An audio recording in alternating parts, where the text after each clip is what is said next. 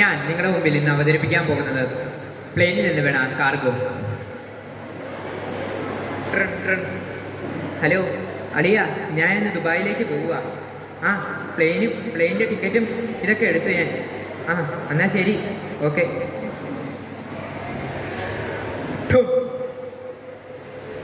അയ്യോ, എൻ്റെ കക്കൂസ്! അല്ല, നിങ്ങളാരാ? ഞാൻ ഇവിടെ വന്നേക്കുന്നത്.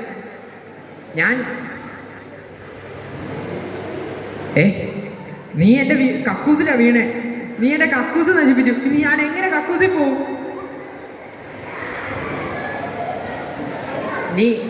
ഞാൻ വീണതാ. ഞാൻ ഒന്നും ചെയ്തിട്ടില്ല. എൻ്റെ തെറ്റൊന്നുമല്ല അത്. ആവട്ടെ, എന്നാലും നീ എങ്ങനെ ഇവിടെ വന്നേ? ഞാനാണെങ്കിൽ പ്ലെയിനിൽ പോവായിരുന്നു. അങ്ങ് അമേരിക്കയിലേക്ക് ഞാൻ പോവായിരുന്നു. അപ്പോഴാ എനിക്ക് പ്ലെയിനിൽ വെച്ച് ഭയങ്കര തണുപ്പ് വന്നു. ഞാനപ്പോൾ ആ പൈലറ്റിനോട് പറഞ്ഞു, എനിക്ക് തണുക്കുക, ഇത്തിരി AC ഓഫ് ആക്കാനായിട്ട്. അപ്പം അവർ കേട്ടില്ല.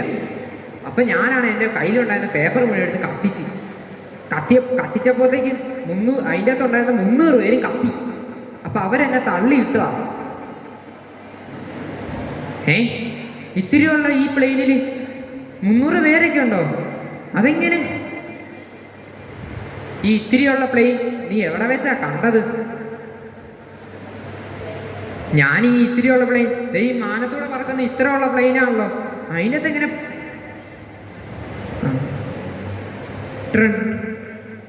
ഹലോ മാമി.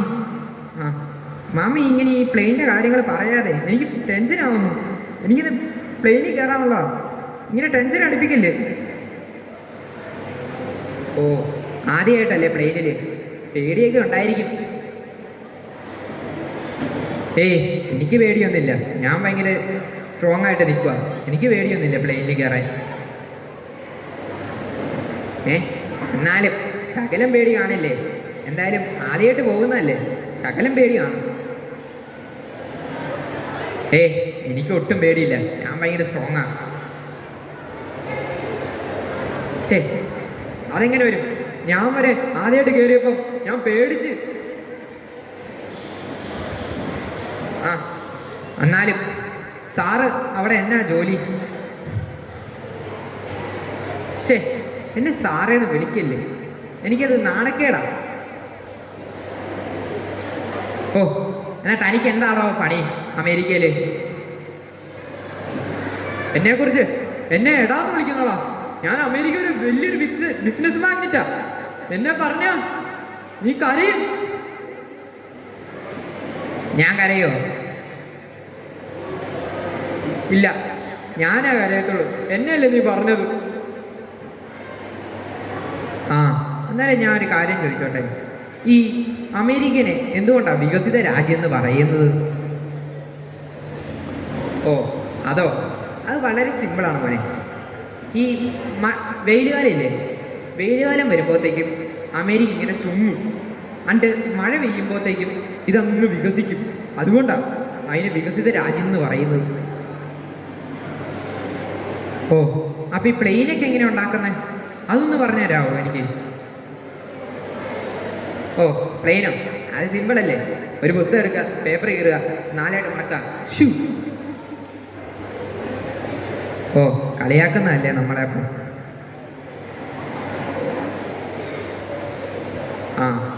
എന്നാലും ഞാൻ ഇനി ബോട്ടുണ്ടാക്കി കാണിക്കണം നിനക്ക്.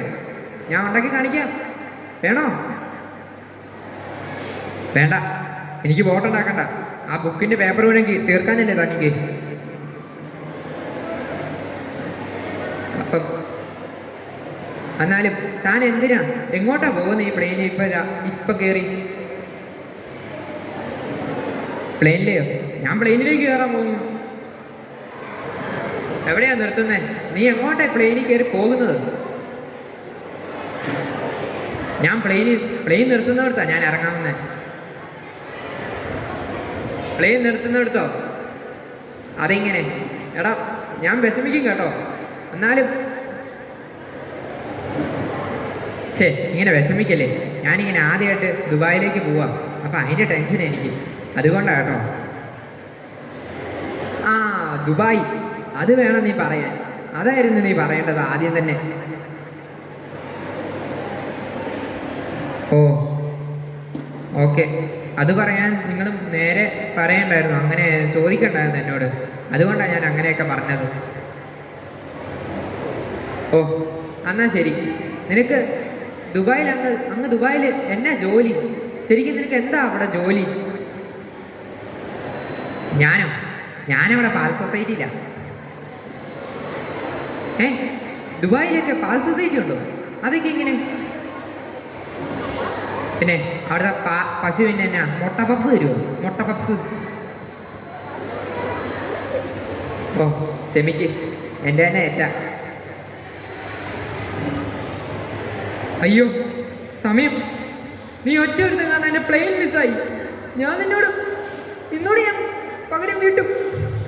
Thank you.